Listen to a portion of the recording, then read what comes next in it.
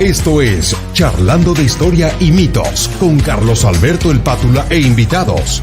Y la colaboración especial del licenciado Daniel Méndez Vivanco.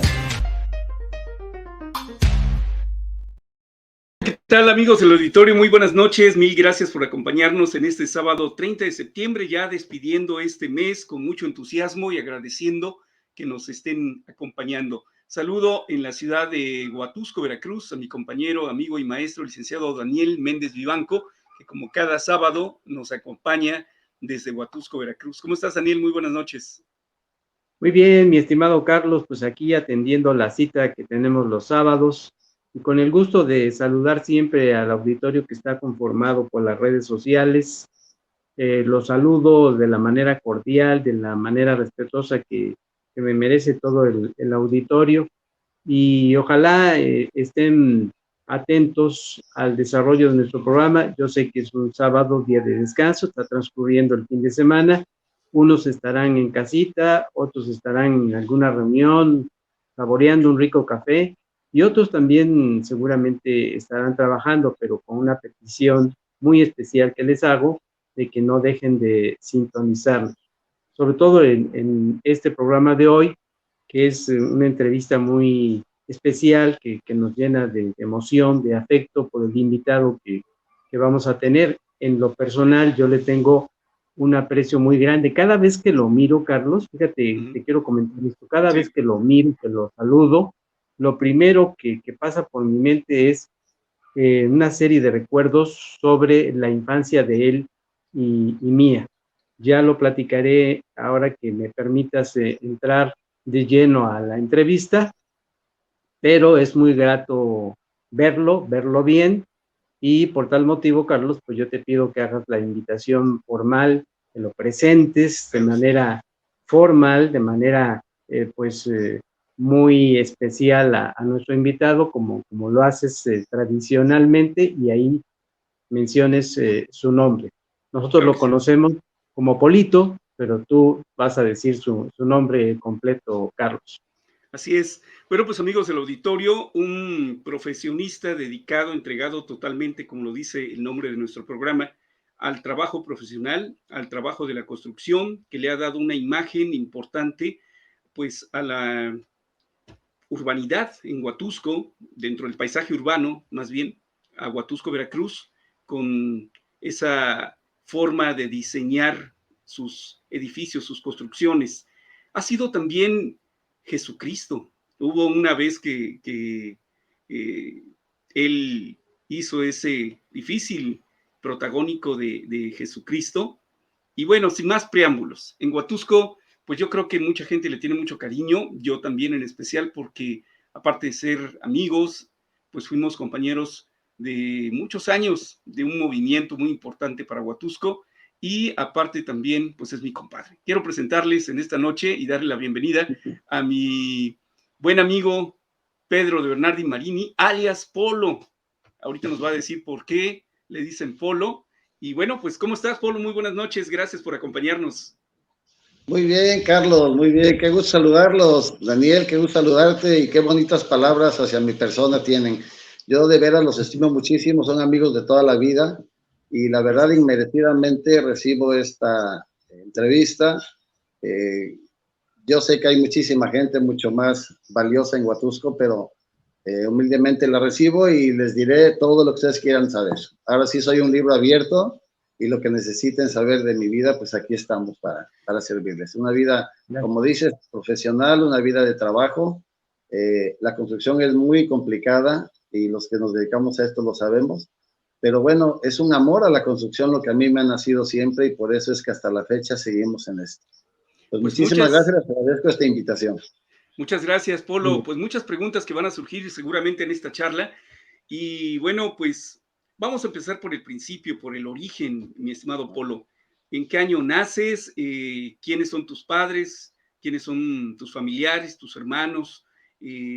Cuéntanos toda tu infancia.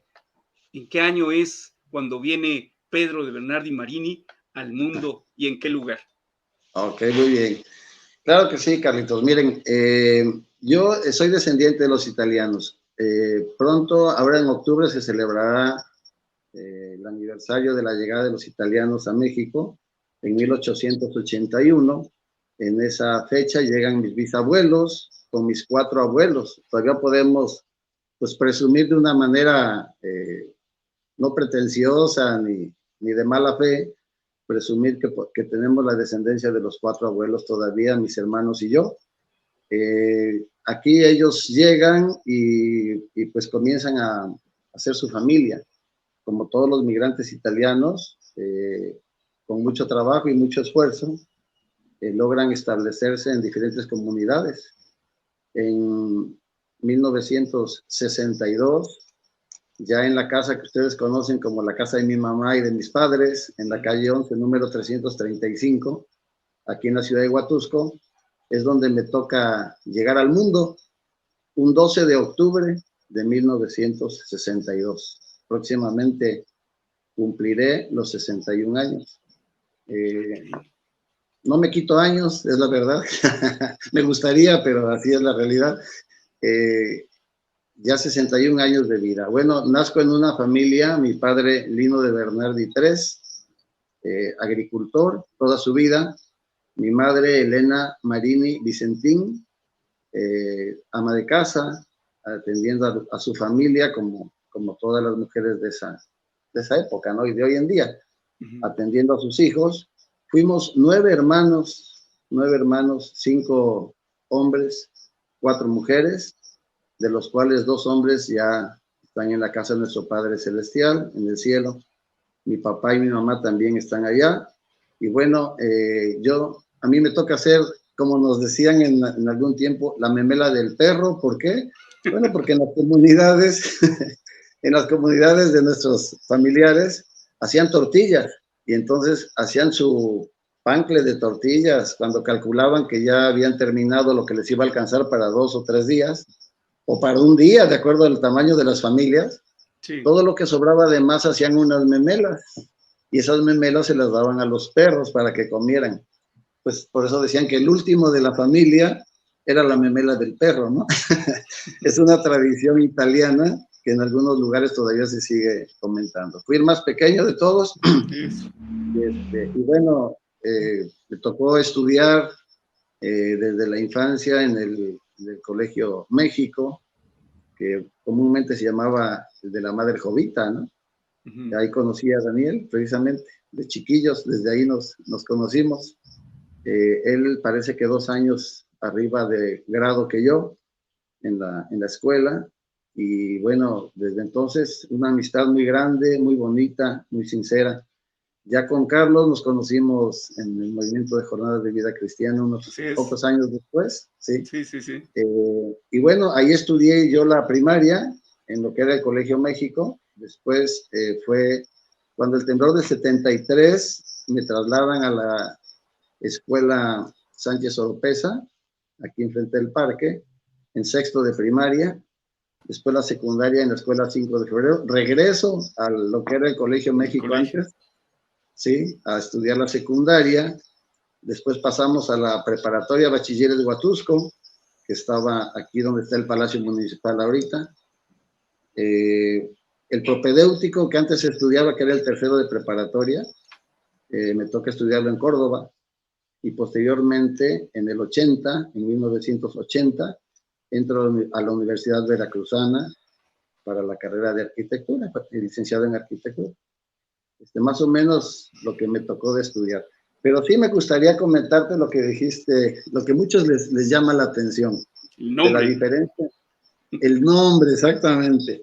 Fíjate que yo voy en la calle y alguien grita Pedro y yo ni siquiera volteo. ¿Por qué? Porque yo sé que en Huatusco parece que hay 2 personas o 3 que me dicen Pedro. De ahí en fuera todos son Polo. Y curiosamente, como Dani me dijo hace ratito, Polito, mucha gente me sigue llamando como Polito. Y me da mucho gusto. Hay quienes me dicen, ay, te ha de dar coraje que te digan Polito. La verdad no. Me da mucho gusto porque habla del cariño que se tiene hacia mí. No entiendo todavía, ni mi familia sabe por qué Polo. O sea, sí podemos contar una anécdota de que pues yo no podía pronunciar Pedro, obviamente omitía la R y entonces salía un nombre muy raro, ¿no? Y más cuando lo decía yo en diminutivo, ¿no? Pedrito, pues se oía peor todavía. Por esa razón se habla de que me pusieron otro nombre, o me comenzó a lo mejor Pancho, que es el que me sigue o le sigo yo en edad, no me podía decir el nombre y me decía algo como Polo, y de ahí comenzó el Polo. Hasta la fecha, pues yo soy Polo, incluso yo me presento en muchas ocasiones como Polo, porque la gente así me conoce, ¿no? Pero en realidad, como bien lo dijiste, mi nombre es Pedro de Bernardi Marini, no tiene ningún Polo por ahí escondido, pero bueno, lo he tenido toda la vida, ¿no? Y bueno, así surgió el nombre. Ajá. Muy bien, Polo.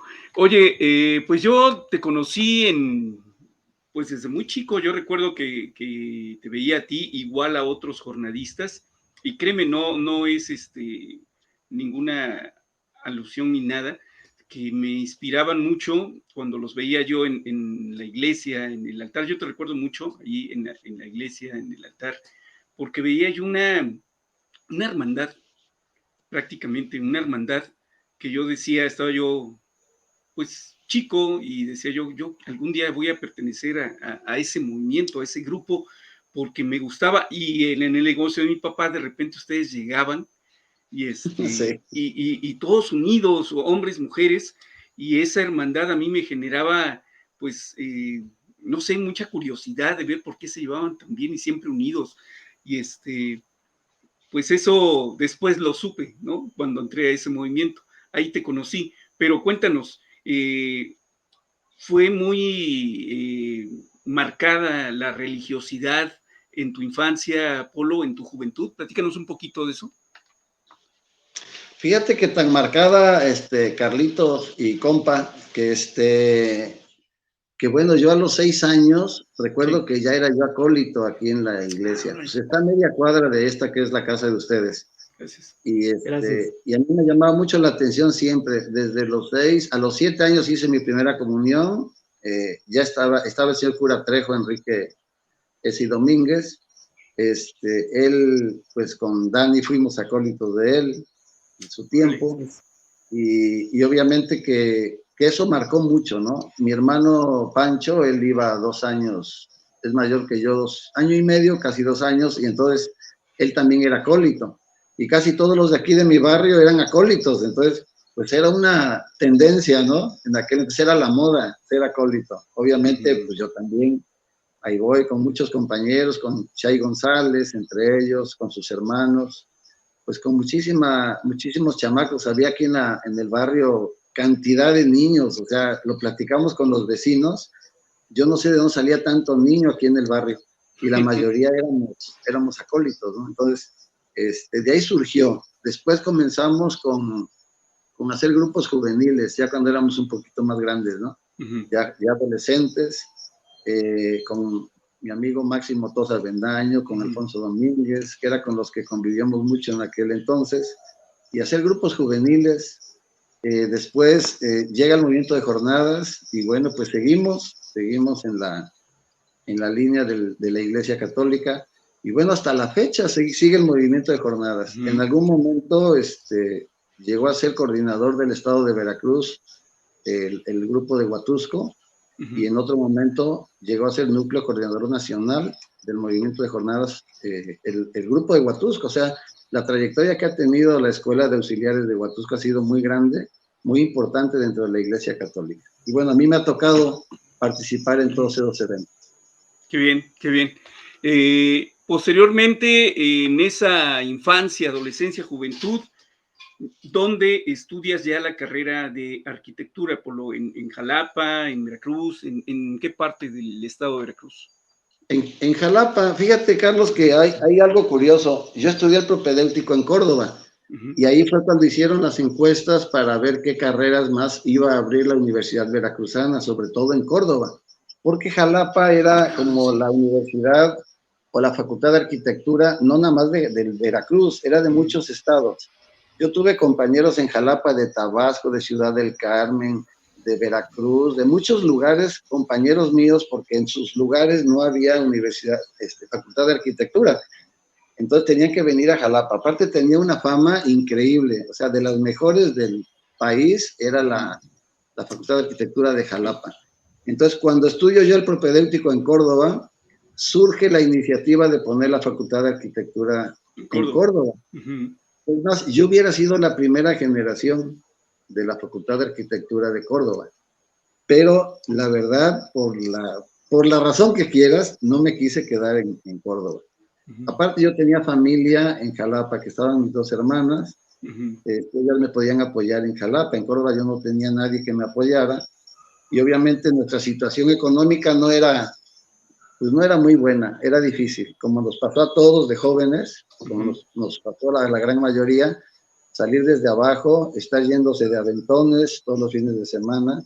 Con mi compañera Anabel Castro Silli, que fue mi amiga de toda la vida y compañera de la universidad, nos veníamos de aventones de Jalapa, porque no había recursos. Una carrera que era difícil, económicamente hablando era muy difícil, y nosotros hacíamos milagros para poderla estudiar, ¿no?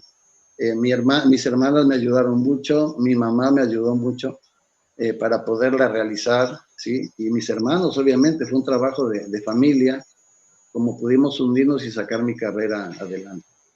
Pero sí, fue en Jalapa, donde yo me resistí, a pesar de que decían, no vamos a darle cambio a nadie de Córdoba, porque si daban cambios en Córdoba, pues no se iba a llenar el cupo de la universidad en Córdoba, ¿no? Bien. Entonces a nadie le dieron cambios. Yo me fui a estudiar un semestre a Jalapa de oyente, sin estar en las listas y arriesgando a que perdiera yo el semestre. Pero hubo un amigo que me ayudó a colocarme en Jalapa, y por eso fue que yo quedé en la universidad allá en Jalapa. Ok. Adelante, Daniel, con tus preguntas. Adelante. Bueno, hay una pregunta que quisiera yo regresar porque de alguna manera tú le hiciste, Carlos, se la hiciste a Polito, pero me parece que es fundamental la pregunta, porque yo digo que es como el hilo conductor de lo que ha sido la vida de Pedro de Bernardi. Hace poco tuvimos la fortuna de convivir, de tomar un café, de cenar y recordar esos tiempos de la infancia, de la educación primaria. Y yo sostengo, más allá de lo que ya nos ha explicado Polo acerca de su familia, los valores religiosos que le transmitió su familia, sobre todo sus padres, el ambiente familiar en el que creció, pero eso se reafirma para poder entender su personalidad en la escuela primaria donde estudiamos él y yo. O sea, nosotros estudiamos en una escuela confesional, o 2 escuelas confesionales en una. La primera parte con la madre Jovita Lara Estrada, en la denominación de Corregidora de Querétaro. Y la segunda parte es ya con la denominación Colegio México, a cargo de las hermanas religiosas de la Orden Teresita, de Teresa de Jesús, Teresita del Niño Jesús o Teresa de Lisieux. Y al ver que, y por eso sostengo este término, el hilo conductor no se ha cortado en ningún momento en la vida de Polo de Bernardi. Es más, el tiempo que lleva en su desempeño profesional lo lleva a su vez, lo conduce a su vez en entender lo que es el hombre y su circunstancia, el ser humano y su entorno social en el que se desenvuelve. Más allá de lo que hemos escuchado de su formación universitaria, de que es un profesional de la construcción, avalado por la carrera de arquitectura, yo te quisiera preguntar, Polito, ¿hubo en algún momento de esa formación confesional, de esa formación religiosa, hubo la inquietud por hacer los estudios en la carrera sacerdotal? Es la primera pregunta que te haría yo. Fíjate que siempre la hay, Dani, siempre está esa pregunta, y más cuando estás inmiscuido en este tipo de de vivencias, ¿no? De compartir la vida con muchos sacerdotes, con muchos seminaristas, con muchos grupos religiosos. El movimiento de jornadas es nacional, es internacional ya ahora, y convives con muchísima gente que tiene la dicha de haber sentido el llamado de Dios y de manifestarlo y de profesarlo y de vivirlo de unas formas muy bonitas, ¿no? O sea, yo siempre he pensado que la Iglesia Católica es una maravilla, es Dios el que la fundó y hay personas valiosísimas. Obviamente nos vamos a dejar llevar siempre por aquel que cometió un error, por aquel puntito negro que resalta en la iglesia, o 2 puntitos o 3, los que tú quieras puntitos ponerle, pero esos son los que nos llaman la atención. Y todo lo bueno que hace la iglesia y toda la labor social y todo lo que ayuda, eso la gente lo ve como que es obligación y ya, ¿no? Entonces yo conviví siempre con este tipo de personas y sí llegué a tener el llamado, llegué a sentir el llamado de irme incluso al principio del movimiento de jornadas. Compañeros de nosotros se fueron al seminario de la primera jornada. Podemos hablar de 6 o 7 muchachos que se fueron después de la jornada al seminario. Y algunos se quedaron porque sí tenemos sacerdotes de mucho renombre en el movimiento de jornadas que han salido de una jornada y se han ido al seminario. A mí no me tocó, nunca tuve ni la intención ni la idea de ir a un preseminario siquiera. Yo como que sentí que en la vida laica, que en la vida, pues, no sé, particular, podía yo hacer muchas cosas. Y obviamente, pues siempre estuvo en mi mente la familia, ¿no? Y los hijos y lo que tú quieras. Eso de joven uno lo piensa, ¿no? Ya cuando pasa el tiempo y ves que no se dio, dices, bueno, pues también los laicos, los solteros tenemos mucho que hacer, tenemos mucho trabajo que realizar, a veces mucho más que los casados que tienen tanto compromiso, ¿no? Uno está un poco más libre para realizar muchas cosas que ellos. Entonces, yo he encaminado mi trabajo pastoral de alguna manera hacia mi manera de ser y con mis limitaciones y con lo que pueda yo servir, pues así lo he realizado. Y siento que lo he hecho, pues estoy contento, ¿no? Puedo hacer siempre muchas cosas más, ¿no? Siempre te queda la duda, pude haber hecho más. No sé de sacerdote cómo hubiera yo sido, a lo mejor hubiera sido un mal sacerdote, entonces mejor un buen polo y ahí nos la llevamos, ¿no? Yo te siento un laico comprometido, así es como yo te percibo, y ahí veo que de esa forma has proyectado tu educación religiosa que recibiste desde el seno familiar, que con el paso del tiempo se ha ido matizando, se ha ido reforzando, y eso pues me agrada que seas un laico comprometido. Ahora bien, en este tenor de ideas de entender tu formación profesional, porque de ahí se desprende el título que hemos escogido para este programa, la segunda pregunta, luego entonces, que te haría es, ¿por qué arquitectura? ¿Por qué estudiar arquitectura? ¿Por qué desempeñarse como arquitecto? Ok, fíjate que fue algo muy curioso. A mí me sucedió algo que a muchos, yo creo que no les pasa. Muchas personas de niños ya dicen, voy a ser como mi papá, voy a ser doctor, voy a ser astronauta, voy a ser aviador, o voy a ser, como que las personas desde pequeñas ya van teniendo una idea de lo que van a hacer. Yo creo que la gran mayoría, no sé si me equivoque yo, pero siento que la gran mayoría ya tiene alguna idea. Fíjense que yo no, yo fui descartando lo que no me gustaba. Yo desde la prepa entré al área técnica, porque yo decía, el área biológica voy a ser médico, voy a ser dentista, voy a ser veterinario, no me gusta. En el área sociales voy a ser, no sé, profesor, voy a ser pedagogo, voy a ser sociólogo, no me gusta. O sea, entonces yo decía, bueno, a lo mejor en la técnica encuentro yo algo que sí, ¿no? Y así estudié el área técnica en la prepa. Cuando yo llego al propedéutico a Córdoba, que fue donde lo estudié, quedé con 2 ventanillas, la de ingeniería civil y la de arquitectura. Y entonces ahí fue donde dije, no, ingeniería civil no, porque son muchos números. O sea, fíjense cómo fue mi vocación, fue de ir descartando, no de algo que me gustara. Me quedé con arquitectura y aún pensando que yo no era muy bueno para el dibujo. Entonces yo decía, híjole, creo que tampoco ahí la voy a hacer. Pero bueno, entro a la facultad y me acuerdo que la primera reunión que tuvimos en la universidad con todos los alumnos y los maestros fue hacer preguntas y decían, ¿qué saben ustedes de la arquitectura? Y yo me acuerdo que muy valiente en medio de 200 alumnos, ¿verdad? Levanté la mano y dije, es la construcción de edificios y puentes. Y entonces el maestro se comenzó a reír y me dijo, pues yo no sé dónde vas a hacer puentes, porque nosotros no hacemos puentes. O sea, imagínense cómo estaba yo de preparado para estudiar la facultad. O sea, obviamente mucho desconocimiento de lo que iba yo a estudiar. Pero conforme comencé, me comenzó a gustar, y a gustar, y a gustar, y a gustar. La carrera me encantó toda la vida, a pesar de que fue muy difícil, y mi carrera profesional a mí me fascina. O sea, me gusta mucho ver cómo se modifican los espacios, cómo de un plano, de una idea, la ves construida y ves a las personas conviviendo con esa idea, con eso que tú creaste, y que te digan que qué bonito, que qué espacios tan agradables.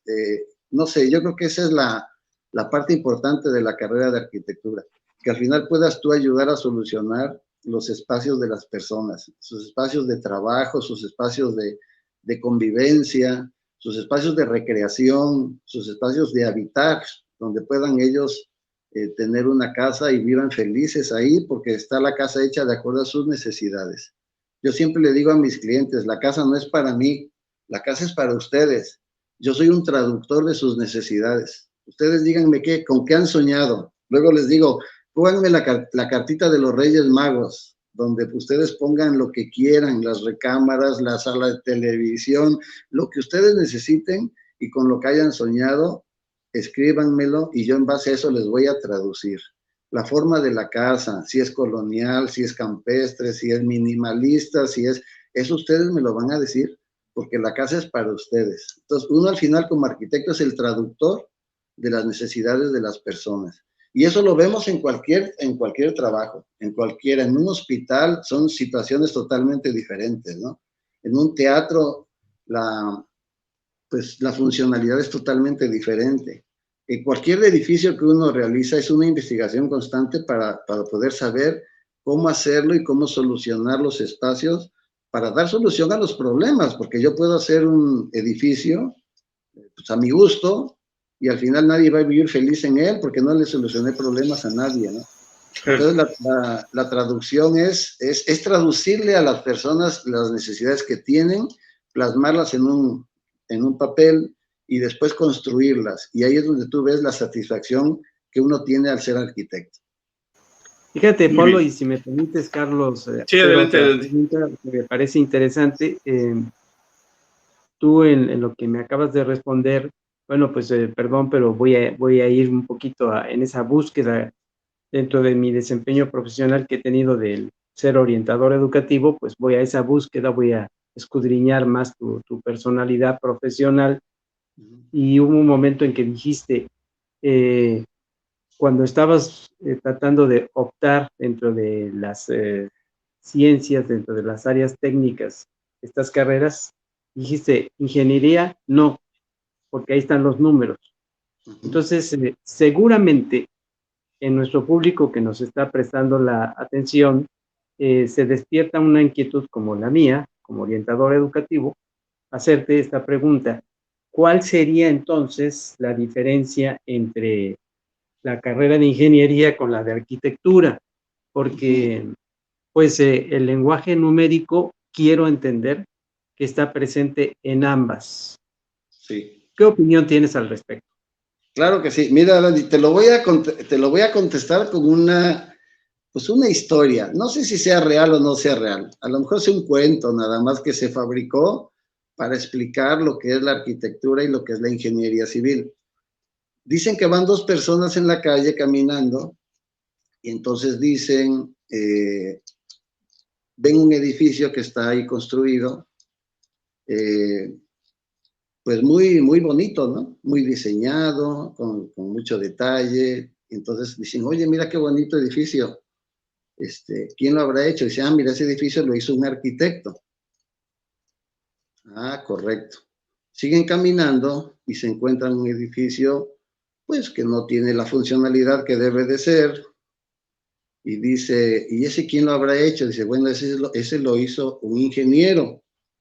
Dice, pero fíjate nada más, dice, el que hizo el arquitecto algún día se puede caer, pero el que hizo el ingeniero, lástima que nunca se va a caer. O sea, es una historia como curiosa, ¿no? Obviamente los arquitectos estudiamos hasta cierto nivel de construcción. Nosotros no somos los sabelotodo. Yo cuando me toca hacer un edificio grande, recurro a los ingenieros civiles, porque ellos son los que estudiaron cálculos estructurales, sistemas de uso de suelo, de resistencia de material, resistencia, o sea, todo eso lo estudiaron ellos. Nosotros nos enseñaron nada más como que un pequeño nivel de construcción. Los arquitectos no somos constructores de edificios grandes. Nosotros diseñamos, solucionamos espacios, damos diseños acordes a las necesidades, y ahí entra el ingeniero civil a ver cómo se va a construir. ¿Sí? ¿Qué es lo que pasa con los ingenieros? Que ellos se ponen a diseñar y entonces ellos no estudiaron diseño. Entonces, por eso el chiste medio difícil para los dos, ¿no? Porque que digan que a mí se me va a caer como arquitecto un edificio, pues no me gustó, ¿eh? Y que digan que al ingeniero nunca se le va a caer, pues tampoco le va a gustar a los ingenieros que se hagan estos comentarios. Pero es una manera muy clara de ejemplificar cuál es la labor de uno y del otro. El encargado de que el edificio se construya, resista la cimentación, los sismos, todas las inclemencias del tiempo y que permanezca firme, ese es el ingeniero civil. El encargado de solucionar en ese mismo edificio los problemas de vialidades, de funcionamientos, de recorridos, la estética, todo eso es lo que va a hacer el arquitecto. Entonces, cuando se juntan los dos, un arquitecto con un ingeniero civil, obviamente van a hacer maravillas, porque cada quien en su área va a trabajar muy bien. Pero eso también se confirma que una vez más, entonces, es importante lo que has ido respondiendo a mis preguntas, se confirma lo que los pedagogos conocemos como que el conocimiento es complementario, claro, que es, y sobre todo con el término que hoy se ocupa, que es transversal, o sea, que el conocimiento se toca, irremediablemente se tiene que tocar, y es ahí cuando entra la naturaleza multidisciplinaria, interdisciplinaria de los conocimientos en el amplio campo del saber humano. Oye, Polito, y una pregunta obligada, ¿no? Yo te hago esta pregunta porque he tenido la fortuna pues, de conocer a grandes glorias de la arquitectura en tu facultad. ¿Nos podrías recordar a nosotros, a Carlos y a mí y al público que está prestando atención, alguno de los maestros que tuviste en tu presencia, en tu permanencia en dicha carrera? Claro, mira, yo estudié del 80 al 84. El año que viene vamos a cumplir 40 años que salí de la universidad. Yo comencé a trabajar desde el quinto semestre de la universidad, comencé a trabajar. Yo ya llevo más de 40 años trabajando. Mis maestros, pues imagínate, algunos ya eran grandes de edad cuando fueron mis maestros. Obviamente muchos ya no están, pero sí hay muchos que fueron impresionantes. Había un arquitecto, Sánchez Juárez, que le decían, incluso a mí me llegaron a decir en algún momento Polo Iglesias, porque hubo un tiempo en que con el padre Antolín Bernardi, con el padre René César, incluso con el padre Cris, ahorita que está actualmente en la parroquia, para todo me llamaban, para lo de las capillas, para el templo de San Antonio, para la capilla de Capulapa, para la capilla de Santa Teresita. Entonces hubo un momento que me decían Polo Iglesias. Bueno, a Sánchez Juárez así le decían también. ¿Por qué? Le decían Julio Iglesias, se llamaba Julio Sánchez Juárez, porque él hizo mucha obra vernácula, obra de construcción para conventos, para iglesias, para templos. Hay muchos, Amante Haddad, él fue nuestro director de la universidad cuando estuve yo allá. Gustavo Buró es un arquitecto impresionante también. Murillo, él me dio clases también, no tiene mucho que acaba de morir. Hay muchos Palacios, otro arquitecto muy bueno en Jalapa. ¿El arquitecto Matus fue tu maestro? ¿Quién, perdón? ¿El arquitecto Matus? No, que más está o menos, relacionado con el estadio jalapeño Heriberto Jara Corona o el arquitecto Torres Cházaro, Torres que ahora Cházaro, sí. Él sí él es un él sí gran fue mi amigo, al maestro. que le mandamos Así es. saludos, ahora es director de desarrollo urbano del Ayuntamiento de Jalapa. ¿No? Exactamente. Fíjate, Dani, que yo estoy incluido en el Colegio de Arquitectos de Jalapa. Todas las Ajá. publicaciones que ellos sacan, todo me llega a mí y yo no publico grandes cosas, pero sí me sigo retroalimentando de ellos porque son personas tan valiosas, con tanta trayectoria, con tanta experiencia, sacan sus estudios, sacan tanta cosa en la página de WhatsApp del Colegio de Arquitectos, que es una escuela para mí, o sea, uno debe de seguir preparándose y estudiando, ¿no? O sea, no fueron mis maestros de hace 40 años, son mis maestros hoy en día y yo les respeto mucho y los quiero mucho porque de veras cómo nos ayudaron y cómo fueron parte fundamental para que uno pudiera haber realizado una carrera, ¿no? No, Muy muy bien. bien, muy bien. Adelante, Carlos.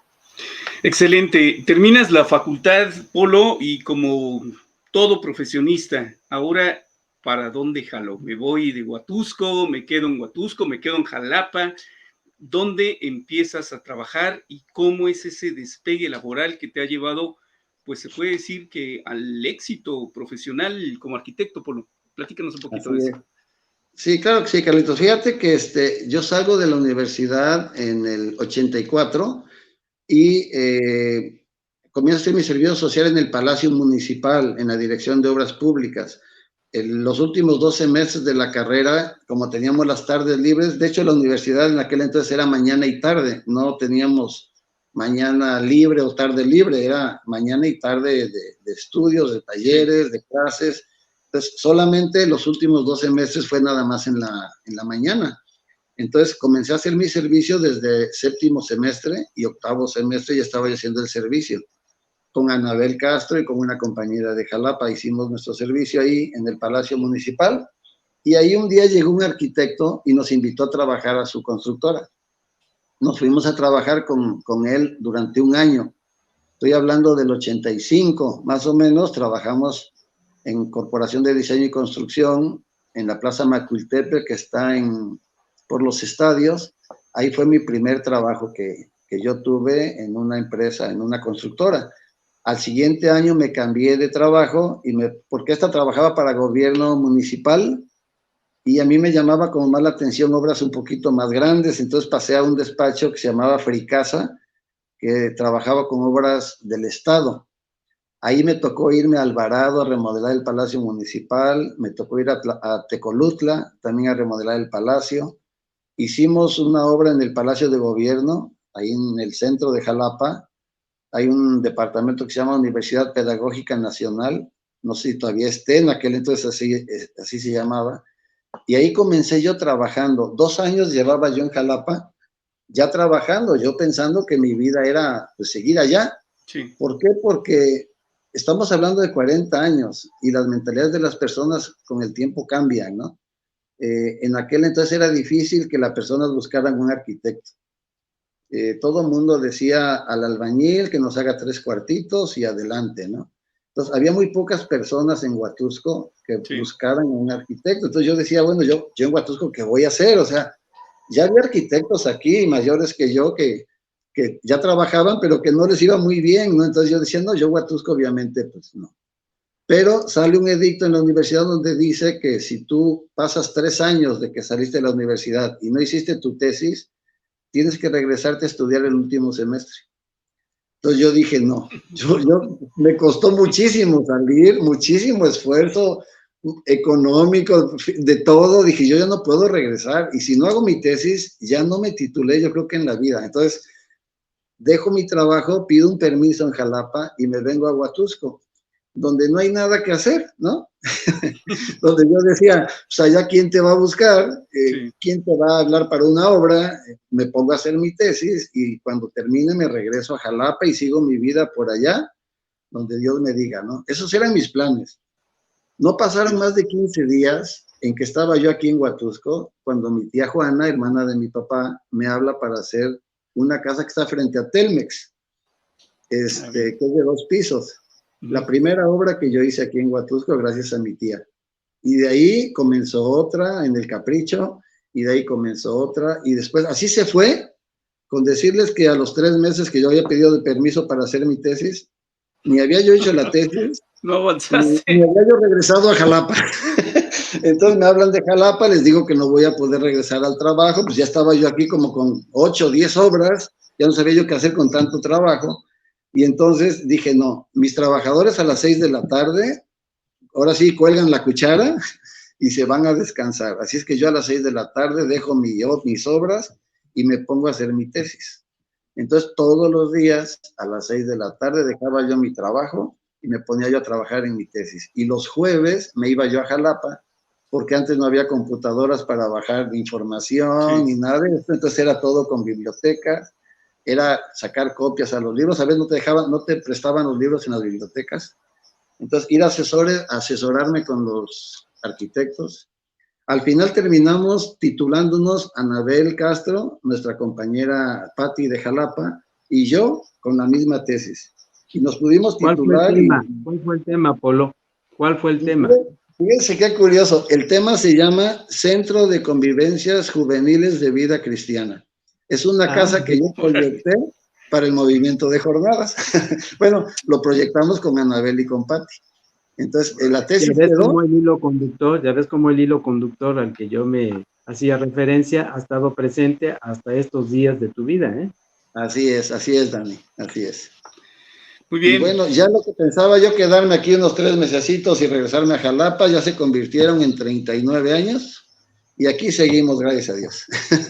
Hay una obra muy importante en Huatusco, Veracruz, obviamente de un particular o de particulares, que pues es muy conocida por muchos mexicanos y por muchas personas también internacionalmente, que es un hotel de montaña. Así es. Platícanos cómo llega este proyecto, cómo lo asumes tú, cómo seleccionan, porque me imagino que fue pues una convocatoria abierta a varios profesionistas. Platícanos un poquito de eso, Polo. Fíjate que no fue tanto como lo platicas, Carlitos. Sucede algo bien curioso y me gustaría platicarlo como una historia, porque para mí es una historia que me llena de mucha satisfacción. Fíjense que mi hermano Pablo, en paz descanse, todavía vivía aquí en la casa de mi mamá. Todavía estábamos acá cuando en alguna ocasión me dice, oye, mi jefe inmediato, Ángel Torres, era su jefe, dice, trabaja con don Rafael Guillomet, mi hermano Pablo era camionero, trabajó siempre en transportes,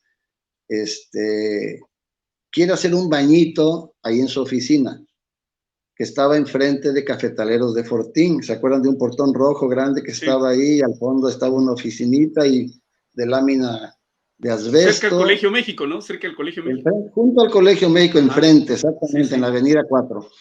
Entonces me dice, ves a ver, y entonces voy y me dice, le digo, oye Ángel, me dijo mi hermano Pablo que querías un bañito. Sí, dice, mira, aquí en la esquinita, si quieres, yo creo que nada más así una división de 1 por 1 y ahí que quede el bañito. Le digo, oye, pero te pongo una ventana hacia allá, hacia afuera. No, los muros aquí a 2 metros, ahí se ventila por arriba. Le digo, oye, una puerta. Dice, no, dice, una cortinita. Ahí ponle, nada más para que... Digo, oye, ¿qué quieres, una taza nada más adentro de la oficina? Dice, sí, dice, nada más una taza, porque hay un lavadero aquí afuera. ¿Para qué queremos lavabo? Y entonces yo dije, ay, tanto estudiar, ¿no? O sea, para que vengan y te pidan. Obviamente es uno joven y uno como que se quiere acabar el mundo, ¿no? Y entonces yo dije, híjole, me vi todo decepcionado. Y entonces cuando llegué aquí a la casa, lo primero que Pablo me dijo fue, oye, ¿fuiste a ver a Ángel? Y me dijo, le dije, sí, pero pues quiero un bañito, que le diga a don Luis González, que en paz descanse, y que él trabajaba mucho con don Rafael, pues que le diga que él se lo haga, pues es cuestión de albañilería. Y entonces Pablo me dijo las palabras claves que me han regido toda mi vida. Y me dijo, nunca desprecies un trabajo, por pequeño que este sea. De veras, compa, de veras, Dani, pónganme a hacer lo que ustedes quieran, hasta otro bañito, y yo se los voy a hacer. Porque eso sirvió para que yo al otro día fuera a ver a Ángel, que fue mi ángel que me ayudó a entrar a trabajar con don Rafael Guillomé. Y entonces me dijo, sí, dice, pero voy a ver a don Rafa, a ver qué me dice. Me acuerdo que salía como en 2,500 pesos, algo así, el presupuesto de aquel entonces, ¿no? Va a ver a don Rafael enfrente a las oficinas y le dice, no, dice, ¿por qué no mejor hacemos las oficinas de aquí arriba? Porque en el segundo nivel de cafetaleros de Fortín estaban antes las desmanchadoras, que lo hacían todo manual, y ahora el edificio ya estaba desocupado. Dice, mejor hacemos aquí las oficinas. Dice, mejor dile al arquitecto que venga para hacer esto. Y entonces Ángel le dijo, bueno, es que el arquitecto, pues don Rafael trabajaba con varios arquitectos, ingenieros en aquel entonces. Entonces le dijo, no, pero es que el que yo vi es el arquitecto Polo, que es hermano de Pablo y de Pancho, que ya trabajaba en La Calera. Uh-huh. Dice, bueno, pues dile que venga. Me voy. Ahí conocí a don Rafael Guillomé. Ahí lo conocí.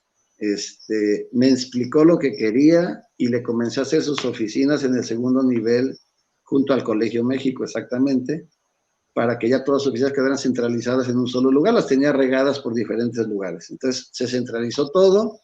Al poco tiempo me habló para hacer el edificio del Elefante, de allá, que está en la entrada de la colonia Manuel González, uh-huh, que fue mucho tiempo casa de materiales. Al poco tiempo remodelamos todo el beneficio de café, porque venía una cosecha muy fuerte, y entonces él quería que se ampliara y que se le diera más capacidad a la captación del café, y a tiempo terminamos el edificio. En ese entonces sucede algo curioso. En el campo Caritas, de aquí de la Máquina de Vega, sí, o Caritas, ¿no? Uh-huh. Se iba a poner la escuela 5 de febrero, la secundaria y la bachilleres. Fuimos a poner ahí la primera piedra, y después de poner la primera piedra, fuimos a la casa de Alejandro, que ya ven que tiene una vista muy bonita hacia, sí, los beneficios, hacia acá. Y ahí fue donde don Rafael me habló y me dijo, oye, Polo, dice, mira, en aquel terreno que está enfrente, algún día vamos a construir algo bien bonito. Y le dije, ¿cómo qué, don Rafa? Dice, no te voy a decir, pero algo bonito vamos a construir ahí. Y me dijo, digo, don Rafa, un gimnasio, yo pensaba unas canchas o algo deportivo, ¿no? Dice, no te voy a decir. Pasaron como 3 meses cuando me habla para que fuera yo a su oficina, aquí en la Avenida 4. Yo llego y me encuentro en la oficina a 10 personas, entre esos Alejandro, Mauricio, Vidal Martínez, don Rafael, y personas que yo no conocía. Y entonces, desde que entro, me dice don Rafael, miren, les voy a decir una cosa a todos ustedes. Él tenía unos planos ahí en el escritorio. Uh-huh. Ustedes me están haciendo el diseño del hotel, pero quien lo va a construir es el arquitecto Polo. Así es que no se hagan ilusiones. Así les dijo a los arquitectos. Imagínense cómo me quedé. Tenía yo. ¿Qué edad tenías? Exacto. ¿Qué edad tenías? 25 años. Tenía 25 años. Entonces, yo no sabía yo ni de qué hablaba, ni qué proyecto, ni qué idea, ni qué nada. El arquitecto Bianchini, de Puebla, que fue quien le hizo su casa a Mauricio Guillomé, él había hecho el proyecto. Y me empezó a explicar todo, que las villas, que las canchas, que esto y que aquello. Y yo, en mi mente, estaba, ¿what? ¿Y cómo le voy a hacer? O sea, yo no tengo la experiencia, yo no puedo hacer una cosa tan grande. Acabo de salir, o sea, tengo medio año en Huatusco apenas, o sea, yo sentía que no podía. Cuando todas estas personas se fueron, me quedé con don Rafa. Y la pregunta obligada fue, don Rafa, usted tiene muchos arquitectos, está Bianchini, que le hizo la casa a Mauricio, está Chetino, que le hizo la casa, parece que a Alejandro, estaba, pues, varios constructores con él. Digo, ¿por qué yo? Y me dijo, porque sé que lo puedes hacer, lo vas a hacer. Dice, claro, dice, ellos te van a supervisar, pero el que lo va a construir vas a ser tú. El empujón de veras que todos necesitamos como profesionistas, cuando te sientes débil, cuando sientes que no puedes, y que siempre es la familia, ¿no?, la que te empuja y te ayuda y te hace que hagas las cosas. Aquí fue don Rafael. En este caso fue él, fue el papá que me dio el empujón para decir sí se puede y aventarme a hacerlo. O sea, con todas mis limitaciones y problemas, debilidades, lo que quieran, pero me aventé a comenzar con el trabajo. El arquitecto Bianchini estuvo viniendo a supervisar. Bueno, de hecho, cuando tratamos de hacer el proyecto del hotel y desplantarlo ya en el terreno, no coincidía lo topográfico con el terreno. Si ustedes conocieran el proyecto que Bianchini trajo, es totalmente diferente a lo que se construyó. Porque a mí me tocó ahí ya comenzar con toda la distribución ya diferente. Hacer el motor lobby a la mitad, abajo el salón de juegos, el restaurante arriba, eso estaba totalmente diferente. Las villas estaban diferentes, la distribución de todo, la entrada, el acceso del hotel estaba en la curva. Yo lo pasé hasta la mitad de la recta, o sea, muchas cosas que tuvimos que modificarle al proyecto de Bianchini, que ya me tocó hacer a mí, y como a los 6 meses de que llevábamos la construcción, se prescindió de los trabajos del arquitecto y ya me seguí yo solo hasta el final. Entonces, los que trabajamos arduamente con el proyecto, pues un servidor desde el inicio hasta la clausura, hasta la terminación, el ingeniero Gustavo Tenorio, que hizo toda la parte eléctrica de los cocuyos, que de hecho cuando se inauguró el hotel, el gobernador Dante Delgado Ranauro lo vino a inaugurar, solamente a él, a don Gustavo y a mí nos dio placas de reconocimiento por el trabajo realizado ahí. Mauricio Guillomé hizo un trabajo excepcional, impresionante en toda la contabilidad, en todo, que es su área, ¿no? Todo lo del seguro social, todos los pagos, todo eso se encargó Mauricio. Entonces, el equipo fuimos nosotros 3 nada más para poder realizar lo que hoy conocemos como el Hotel Los Cocuyos.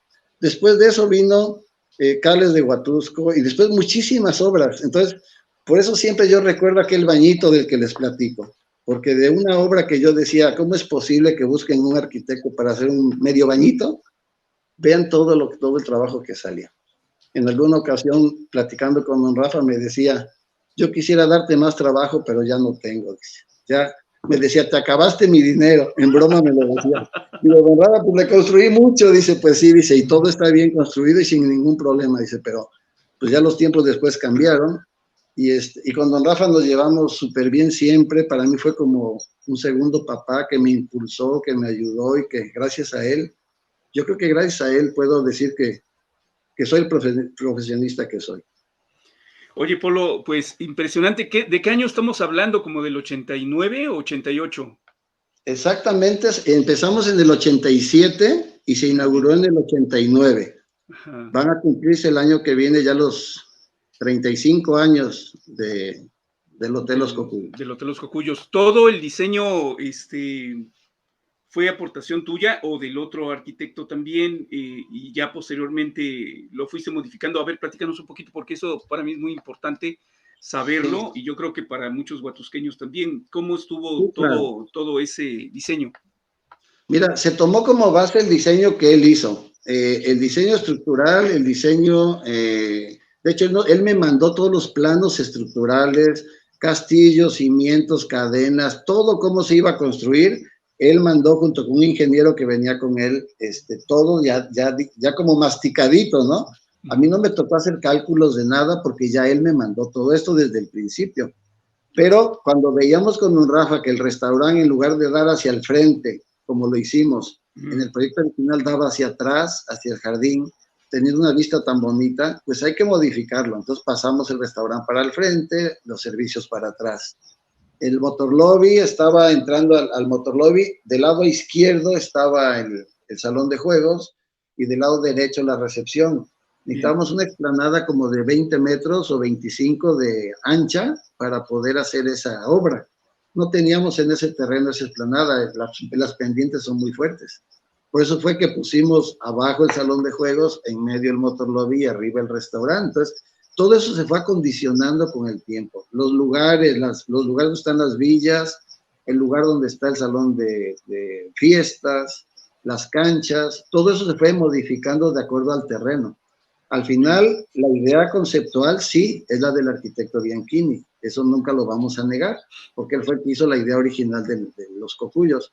Pero en la construcción se modificó muchísimo.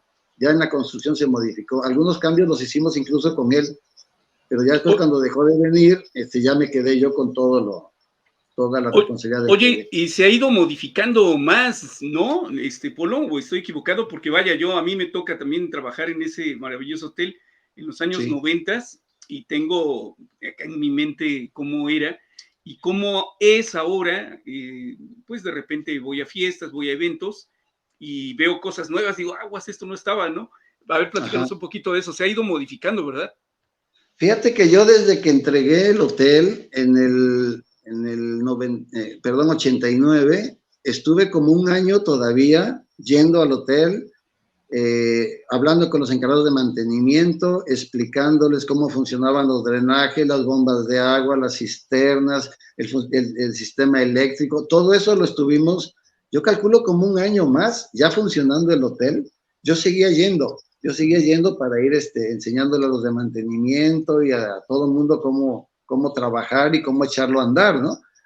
Hasta que de momento ya dejé de ir, ya no hacía falta, me seguí con otras obras de don Rafael, entre esos parte de la planta de cables, de las oficinas, y ya dejé de ir al hotel. De ahí para acá, ya no me han hablado a mí para hacer ninguna restauración, ningún aumento, nada. O sea, ya, y yo después supe que don Rafa hizo el salón de fiestas de bambú, atrás, que en alguna ocasión él me llevó a conocerlo.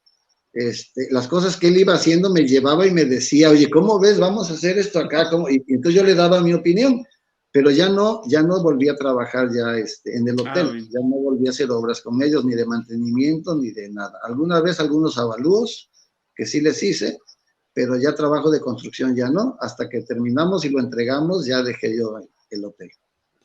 Adelante, Daniel, con tus preguntas.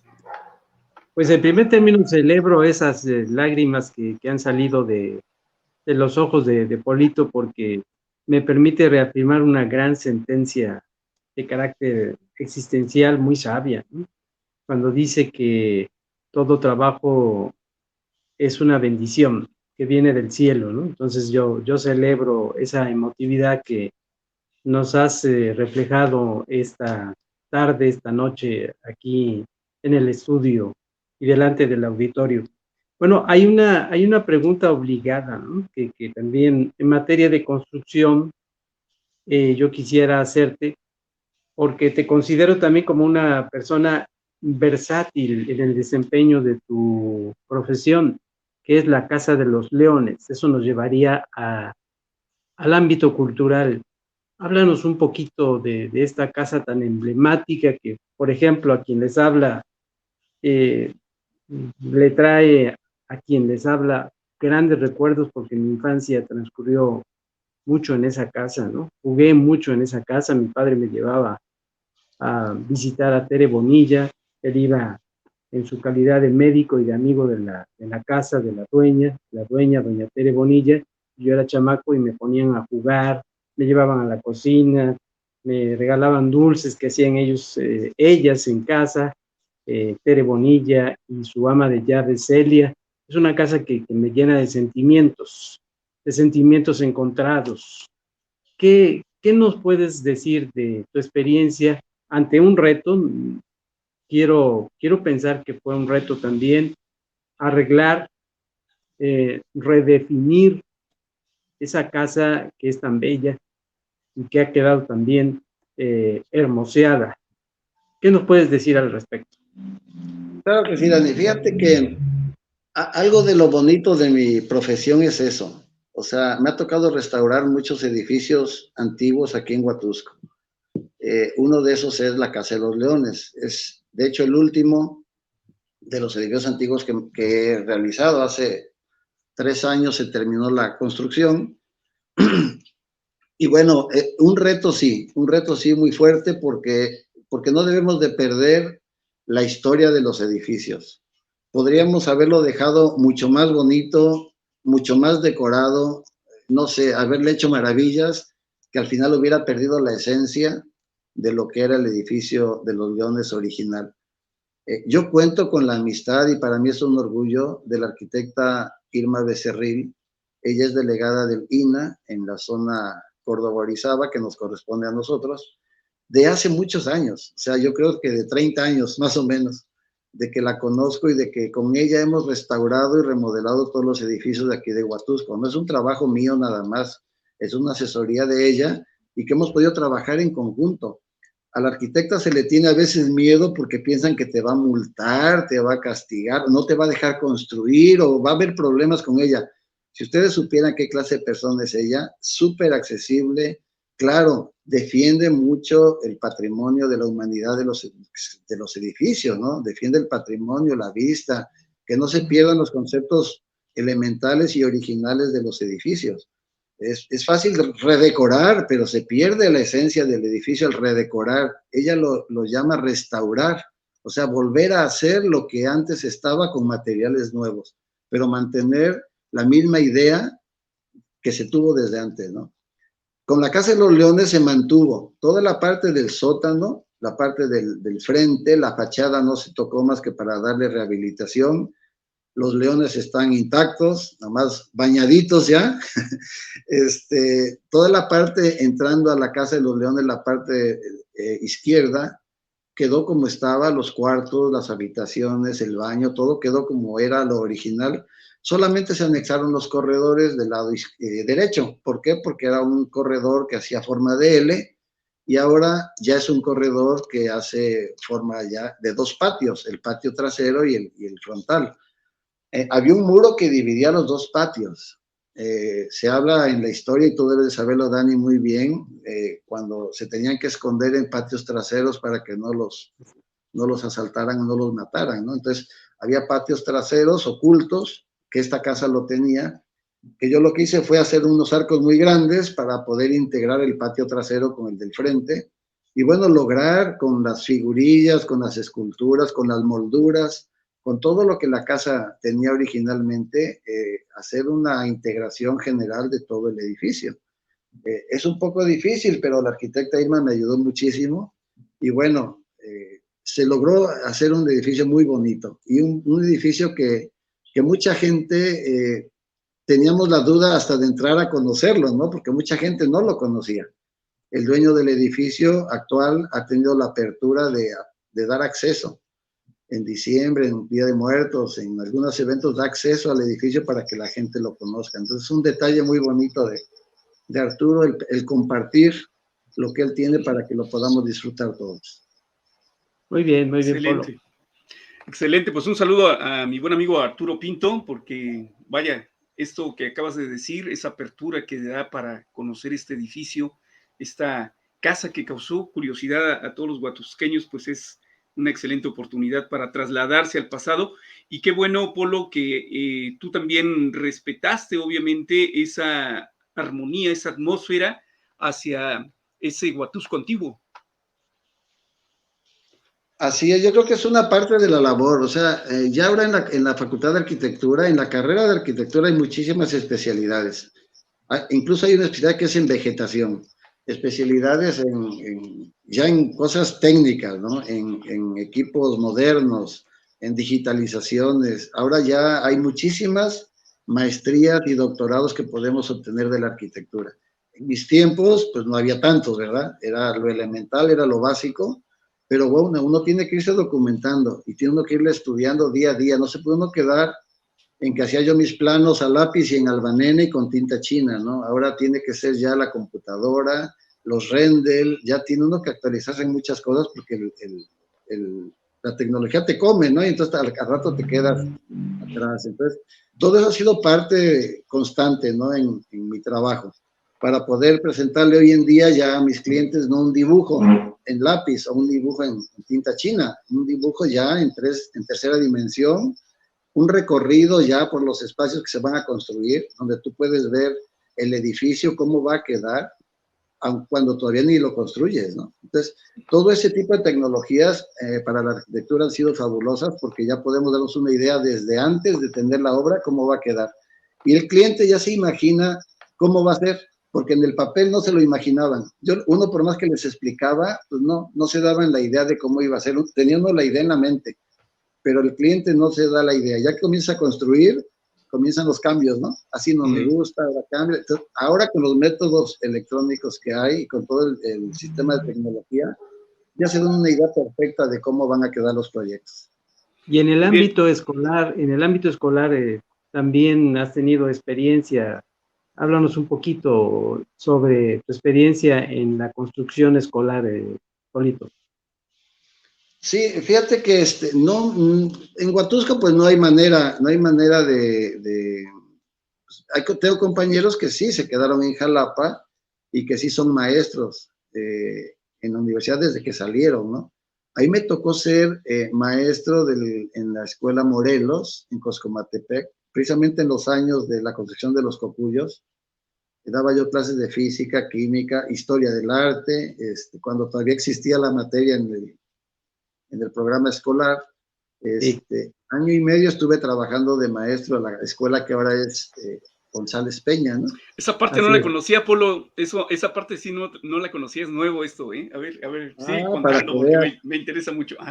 Porque también tengo, para presumirles un poquito, también tengo una maestría y unos diplomados en educación y en ciencias de la comunicación, que también siempre me ha gustado mucho. No la he ejercido mucho, pero siempre me gustó y tuve la oportunidad de estudiarlo. Cuando estuvimos en el ayuntamiento, en la Dirección de Obras Públicas, con la maestra Zaira Ochoa Valdivia, ella trajo la maestría de Administración Pública aquí a Huatusco y hubo quienes la estudiamos también. O sea, ella siempre vio la manera de prepararnos para lo que estábamos haciendo en el ayuntamiento y nos traía cursos muy seguido, incluso sacamos esa maestría con ella, ¿no? Entonces, como que sí ha habido algo, cursos de avalúos, me ha tocado realizar varios, porque también eso es parte de mi profesión. Y sí, en aquel entonces, Carlitos, me tocó, precisamente porque el director vino aquí a ver al padre Antolín buscando un arquitecto que diera historia del arte.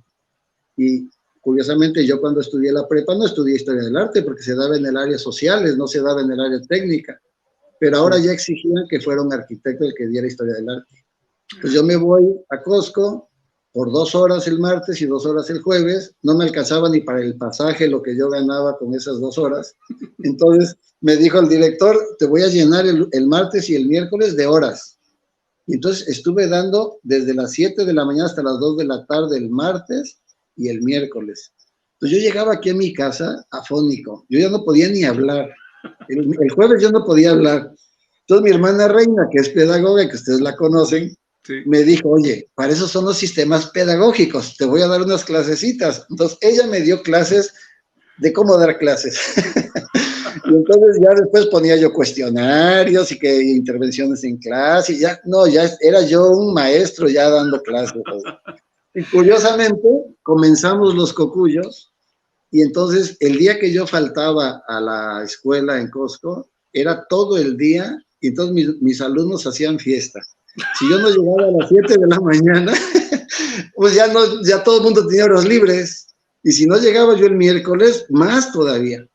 Entonces, por cuestiones de los cocuyos y de todo el trabajo que tenía, a veces les faltaba mucho, entonces tuve que renunciar a dar mis clases por atender el hotel. Pero sí, en el momento que yo salgo, entra mi hermana Reina a dar clases y a ser la encargada del departamento psicopedagógico de la escuela, ya trabajar ahí ella, en esa misma escuela. Hagan de cuenta que hicimos como el relevo. Me salí yo, pero entró ella. Y hubo un tiempo en que ella era subdirectora de la Morelos, era directora de la 5 de febrero, bachilleres, y aparte daba clases en la UPH, aquí en la Federal, que era una escuela para maestros, parece. O sea, ella trabajaba de lunes a sábado. Increíble, mañana y tarde. Entonces, momentos muy difíciles, ¿no? Pero momentos también muy bonitos que recordamos, porque estábamos juntos viviendo aquí en la casa y nos hacíamos pelotas para poder cumplir con tanta cosa, ¿no? Sí, fíjate, Polo, que yo admiro esa parte tuya porque recuerdo que rondalla, por la noche, grupo juvenil religioso, trabajo de arquitecto, ahorita lo que estás comentando, dar clases, pues eras muy multifacético.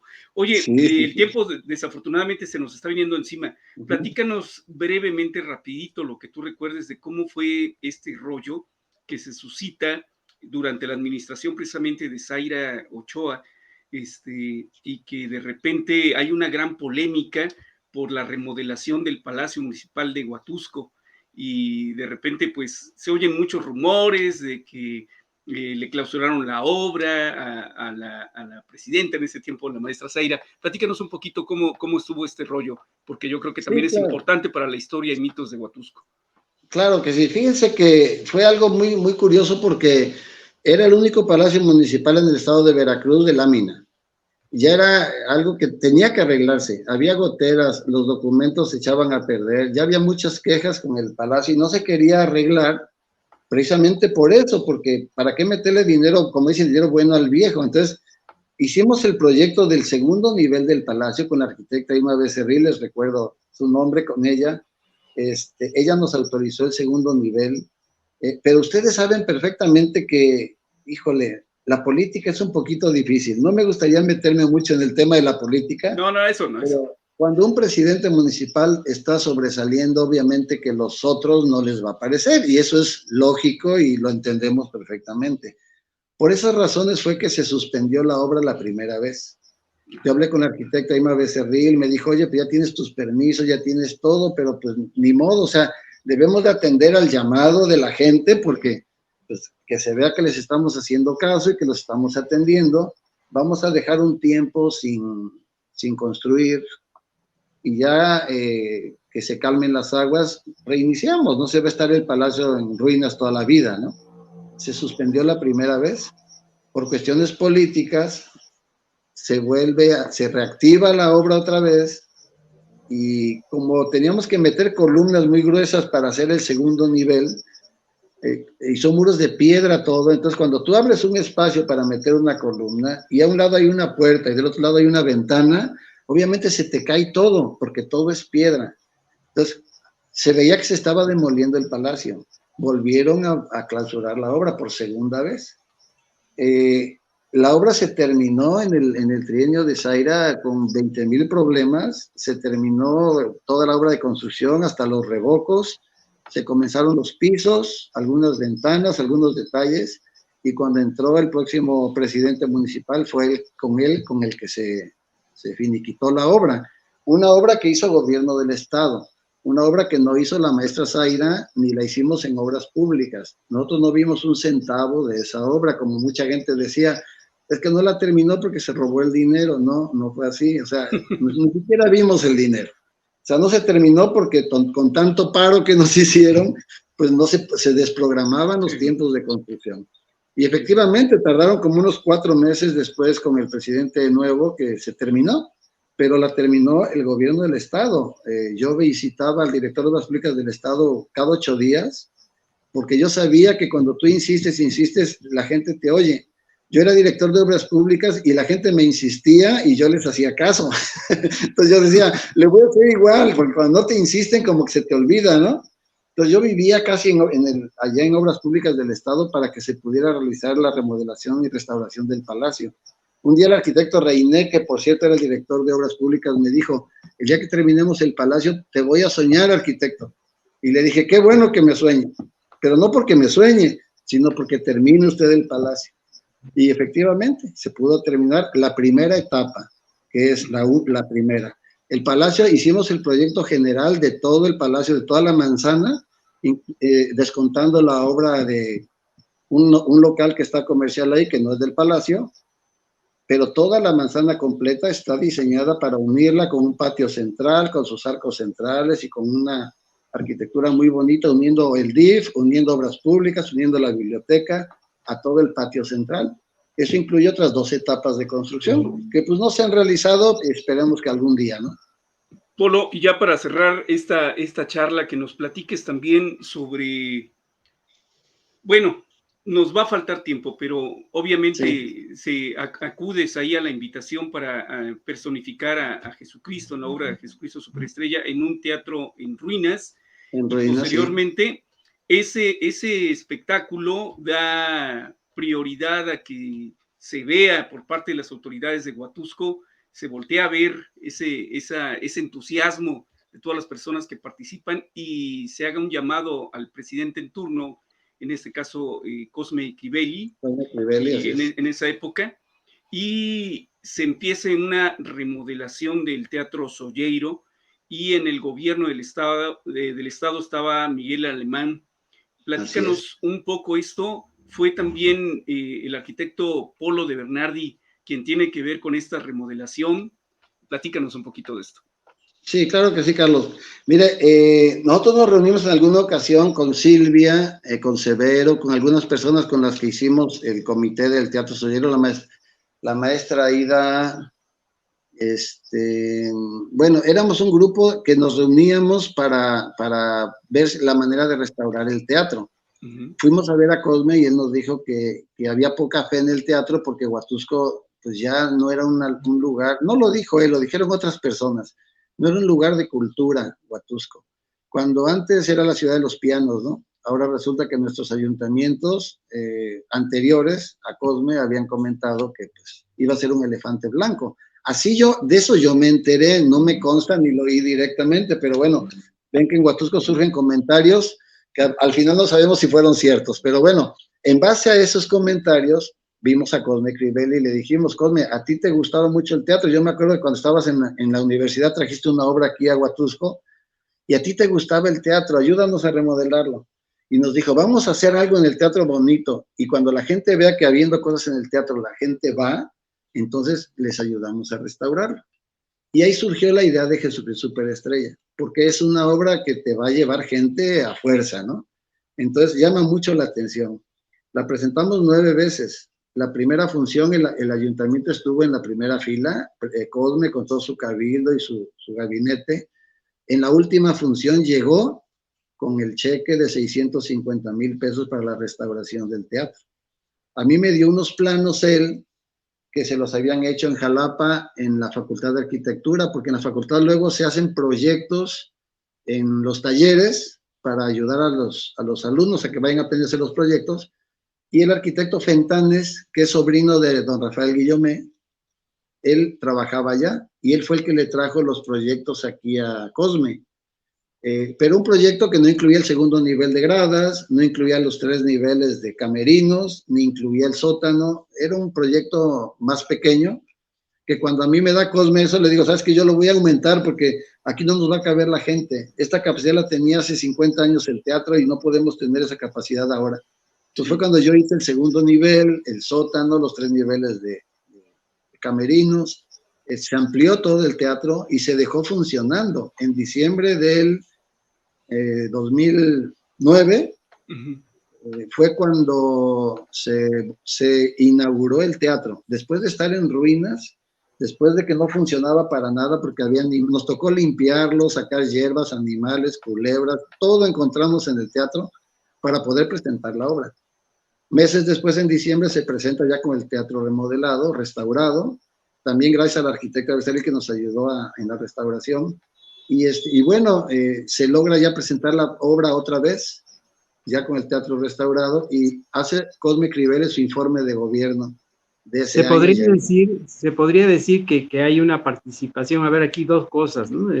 Hablando de los mitos a los que se refería Carlos, y de lo que hemos conversado tú y yo, Polito, se podría decir, primera, que hay una participación tuya en materia de arquitectónica hacia el Teatro Solleiro, y luego platícanos, porque creo que es necesario que se satisfaga esta inquietud con relación a la cuestión eléctrica. Tú también tienes que ver en eso, ¿no? En aras de la justicia, en aras de la verdad. Platícanos eso, Paul. Sí, claro. Fíjate que como nosotros le habíamos solicitado a Cosme la ayuda para remodelarlo y él sabía de mi trabajo y ya llevaba yo algunos años trabajando, él me pide que yo haga el trabajo de la restauración del teatro.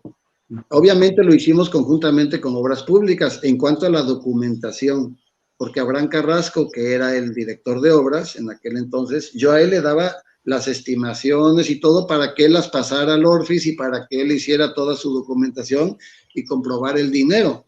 Ellos me daban a mí el dinero y yo me lo gastaba en 20,000 cosas, pero después de la comprobación con Abraham la hacíamos por parte del ayuntamiento, porque no fue una donación que nos dieron, fue una obra que hizo el ayuntamiento, pero que me tocó a mí construirla, o sea, del principio hasta el fin, y ya las butacas las trajimos del Ágora de la ciudad de Jalapa, que nos las regalaron porque las acababan de cambiar, otras eran del del Teatro del Estado, porque eran butacas diferentes al principio. La carpintería eran unos pinos que andaban por ahí tirados, quién sabe por dónde, y los fuimos a rescatar y de ahí sacamos, o sea, hicimos maravillas. Severo Córdoba hizo toda la instalación eléctrica. Ya platicaste en ocasión de Idita González, que nos ayudó con todo lo de los baños, azulejos y demás. O sea, fue un equipo muy grande trabajando. Pero sí, la dirección de la obra me tocó a mí. Entonces, del hecho de que el teatro no sirviera para nada, porque era una selva ahí, a que se volviera a utilizar, me tocó a mí la restauración y la reconstrucción. Fíjate, Polo, que después, cuando... Adelante, ajá, adelante. No, dinos. después vinieron ayuntamientos, por ejemplo, parece que con Santiago Chicuellar, que le cambiaron butacas, le pusieron el plafón, ya hicieron algunos detalles más. Entonces, ha habido ayuntamientos que le han aumentado cosas, ¿no? Pero en sí la restauración general del teatro fue en el 99 con nosotros. Así es. Oye, y fíjate que yo cuando estaba haciendo el documental, obviamente yo participé en la obra junto contigo y pues otras personas más. Sí. Yo tenía la idea, porque yo no estuve tan de lleno en esa etapa de la construcción, yo solamente participé en la obra y hasta ahí. Yo tenía la idea de que Miguel Alemán había sido el principal aportador y posteriormente, pues Cosme me comenta, ¿sabes qué? Pues las cosas estuvieron así y cada persona a la que yo entrevistaba me daba su versión. Pero, ¿qué tan importante fue el apoyo en ese entonces? Tenemos estas fotografías que estamos viendo de el gobernador Miguel Alemán para dar la luz verde de que se empiece a dar esa reconstrucción del Teatro Soyeiro. Así es, fíjate que supimos que venía Miguel Alemán a inaugurar la avenida que está en la 2 de noviembre, una de las principales de la 2 de noviembre se pavimentó y nos dijo, Cosme, lleven fotos y lleven todo para que le expliquen al gobernador lo del teatro y que nos pueda ayudar.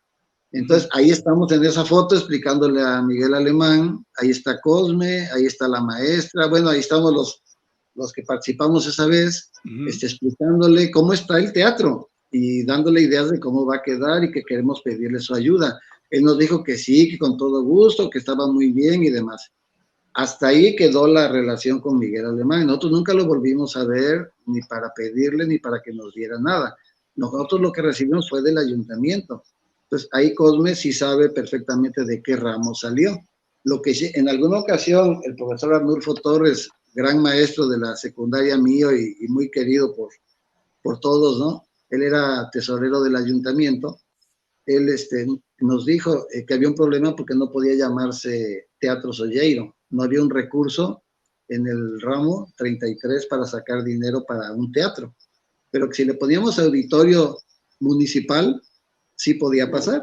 Entonces parece que ese detalle se manejó, nada más cambiarle el nombre administrativamente para que pudiera sacarse recursos para la construcción. Yo no sé exactamente si Miguel Alemán dio, ahí Cosme sí es el que te debe de saber esa información, ¿no? Pues me da mucho gusto, Polo, de que la gente sepa esto, porque desafortunadamente se han hecho muchos mitos sobre el Teatro Soyeiro. Lo voy a decir porque esos mitos me llegan y de repente hay gente del mismo Huatusco que lo comenta y ha dicho, es que fue en la administración de fulano de tal, y cuando llega eso a mis oídos, créeme que a mí me molesta mucho porque digo, a ver, no. Estaba la administración de Cosme Crivelli y quien remodeló fue mi compadre Polo de Bernardi y no hay ni vuelta de hoja que darle, vaya, porque pues desafortunadamente hoy varias gentes se quieren parar el cuello de decir, es que fue durante mi administración y fue tal arquitecto, ¿no? Y no le hace justicia a las personas, bueno, a los que participamos tampoco nunca se nos hizo justicia porque se nos prometió una placa que hasta ahorita no, la placa nunca llegó. Pero pues qué bueno que estás aclarando esta situación, Polo, porque yo creo que es muy importante para la historia de Huatusco y para que no se haga un mito todo distorsionado, ¿no? Así es. Y sí, la verdad debe de ser como es. O sea, luego se escriben algunos libros, me ha tocado leer algunos, que traen detalles que no son ciertos y es difícil componerlos, ¿no? Sobre todo cuando está escrito. ¿Por qué? Porque esos libros van a trascender, van a pasar 10, 20, 30 años y ahí va a estar escrito un error, ¿no? Entonces, yo creo que sí es bueno y por eso te agradezco mucho estos momentos, Carlos, no tanto, aparte de conmigo, que tuviste esta distinción, pues con todas las personas que has citado y que has convocado para poder aclarar muchas cosas de Huatusco y decir cosas que queden ya plasmadas en tus videos, como lo verídico, o sea, la verdad, y tú manejas mucha información. Daniel, ni se diga, para mí siempre ha sido increíble.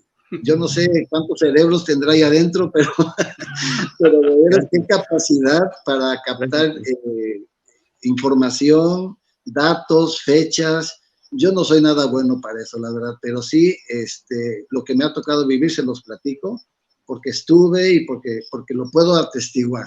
No son cosas que me hayan platicado, son cosas que viví y que así se realizaron, ¿no? Y además era importante, derivado de la plática, esto reafirma, mi queridísimo Polo, la plática que tuvimos hace unos días, e insisto, ¿no? Reafirma la interlocución mía con Carlos, en el sentido de que, bueno, pues la instalación eléctrica, para ser más específicos, corre a cargo de Severo, pero viene la parte importante, que yo así la interpreté, y veo que es así como la interpreté en esa interlocución, de que tú tienes los méritos en tu intervención como arquitecto hacia esta obra de restauración y de remodelación y de arreglo del Teatro Solleiro, las cosas como tienen que ser. Así es. Pues Polo, te agradezco mucho, de verdad, infinitamente, que hayas prestado tu tiempo para esta entrevista. Y algo más que quieras agregar, que desees decirle a nuestro público y mandarle un mensaje, no sé, a aquellos que pues quieran ser arquitectos algún día, esos jóvenes que seguramente nos van a ver o nos están viendo en este programa. Claro que sí. Fíjate, Carlitos, que es muy difícil al principio. Me ha tocado a mí aquí en mi oficina, en mi despacho, tener a muchos jóvenes que salen de la universidad y que no saben qué hacer y no saben cómo empezar y me piden ayuda para comenzar a aprender. En la universidad vas a aprender mucha teoría, vas a aprender mucho diseño, pero la práctica se aprende ya cuando sales. Y me ha tocado, gracias a Dios, ayudar a muchos jóvenes que han pasado por mis oficinas, por mi despacho, y de alguna manera poderlos encauzar, ¿no? No puedes ayudar a todos, obviamente, no tengo una escuela aquí, pero a quienes he podido lo he podido realizar. Pero en mi experiencia es una carrera que a mí me ha apasionado toda la vida. O sea, a mí me han dicho, ¿cuándo te vas a retirar? Más yo les dije en alguna ocasión a algunos amigos, cumpliendo los 60, yo ya me retiro. No, pues creo que no, ya me pasé. Sí, o sea, yo creo que será el día que Dios diga ya no puedes y hasta luego. En ese momento yo creo que voy a retirarme porque me gusta, o sea, porque para mí no es un trabajo la arquitectura. Hacer proyectos, hacer planes, ver las obras, ver cómo va creciendo el edificio, ver cómo se está restaurando, remodelando o construyendo el edificio nuevo y cómo mis clientes están contentos y la satisfacción que te da al final. Todo eso no tiene precio y eso es lo que a mí me llena y me hace seguir, ¿no? Porque a mí me apasiona mucho mi profesión. Obviamente no a todos les va a pasar lo mismo, ¿no? Habrá quienes por razones X hayan estudiado la carrera y no les gustó, bueno, pues cada quien, pero en mi caso es algo muy bonito. Algo que yo siempre platico es de que mi profesión ningún día es igual.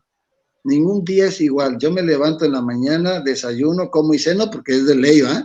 Pero yo estoy con el cliente, estoy en el banco, ya me fui a Córdoba, ya me fui a Jalapa, ya salí a un lado, ya vi a un cliente, no tengo 2 días igualitos. Entonces, eso a mí me gusta porque yo a lo mejor con una carrera estable en un lugar, en una oficina, en un despacho, yo no hubiera podido, a mi manera de ser, ¿no? Pero mi carrera se prestó a eso, a que mis días todos son diferentes, todos los días hay retos diferentes, hay cosas diferentes, hay situaciones diferentes, ¿no? Hasta complicaciones diferentes todos los días, pero eso hace que la carrera tenga su chiste, ¿no? Y bueno, al que tenga la vocación, pues ojalá la tome y la lleve a cabo y podamos seguir construyendo un mundo mejor, ¿no? Lo digo literalmente, ¿no? Construyendo un mundo mejor. Me ha tocado construir aquí en Huatusco, pues la casa que era de la familia Guillot, también la construimos y quedó hermosa la casa. Bueno, la casa de doña Luisa III, o sea, casi todo el centro histórico donde están los edificios antiguos, el centro Juan Pablo II, que también me tocó restaurarlo, lo que era el Colegio México. Lo que era el Colegio México, los departamentos de Enrique Arroyo, que era una construcción antigua también, en la avenida 4 con calle 5. Bueno, me ha tocado restaurar muchos edificios antiguos. Remodelación de la parroquia de San Antonio. La remodelación, el sagrario, capillas, bueno, casas, habitación, ni se diga, me han tocado cantidad, no nada más acá, me ha tocado trabajar en beneficios, Cafés Tomari, en muchos lados, en Jico, en Teocelo, en Perote, en Chiapas, en Oaxaca, me ha tocado cantidad. Ahora que me invitaste a esto, me pude hacer una lista de todas las obras que he hecho, y todos los días me acuerdo de una diferente y otra diferente, y me surgió una idea, hacer un manual, un libro donde esté todo lo que hice para que quede por ahí a la posteridad. Yo creo Genial que idea, la apoyo, Polo. Genial idea. Daniel, ¿algo ya para cerrar que quieras agregar? Algo muy rápido, pues siempre quedan en las historias de vida humana, quedan muchos pendientes, y yo creo que en otra ocasión, cuando se dé la oportunidad, nos tendrá que platicar, Polito, su vocación artístico-musical, ¿no? Lo hemos visto cantar, sobre todo interpretar los cantos religiosos, que en lo personal a mí me gustan mucho. Lo hemos visto tocar la guitarra, y esa es una parte que tendrá que desarrollarse, tendrá que exponerse en la primera oportunidad que se presente, desde luego con tu anuencia, Carlos. Así es. Bueno, pues, estimado compadre y amigo Polo, que sigan los éxitos, que siga este camino. Yo admiro esa manera hiperactiva, eres muy hiperactivo, yo creo que por eso abarcas tanto, porque esa hiperactividad, pues ya es nata en ti. Y bueno, pues te agradezco nuevamente el que haya estado con nosotros en esta noche. Muchas gracias, amigos del auditorio. Esta entrevista estaba planeada para 1 hora, pero estuvo muy buena y ya nos pasamos más del tiempo. Que pasen muy buenas noches y muchas gracias nuevamente, Polo. Muchas gracias, Daniel. El próximo sábado estaremos una vez más charlando de historia y mitos. Mil gracias, buenas noches. Muchas gracias, buenas noches a todos. Gracias. Gracias.